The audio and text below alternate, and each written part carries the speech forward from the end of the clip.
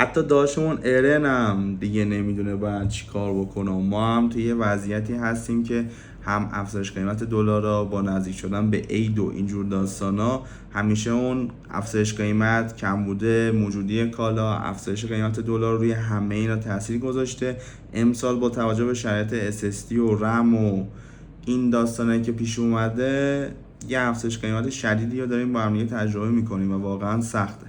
دو تا راهی که بچه الان میتونیم انجام بدیم از نظر من، حالا کسی میدونه چیز بهتری بگه، راهکار بهتری باشه بگه، دمش هم گرم، من خودم میگم به بچهای دیگه.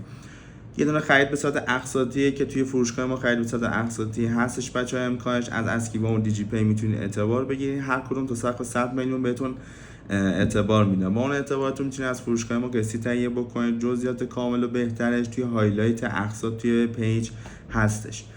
راهکار دوم تیکه تیکه خرید کردنه. شما الان بچه هر چقدر صبر بکنید اون به نفعتون نیست و هی کالا داره گرونتر میشه، موجودی داره کمتر میشه و کلا شب عید این داستانو ما همیشه داشتیم، موجودی و واردات کم میشدن و همیشه من میگفتم سعی کنید تا وسطای بهمن خریداتون رو انجام بدید. بعد از اون حتی این داستانا هم اگه پیش نمی اومد، افزایش قیمت شدید دلار رو نمیدونم کمبود حافظه اینجور داستانا، بازم ما به خاطر کمبود موجودی کالا تو بازار بچه ها قیمت ها خیلی زیاد میشد.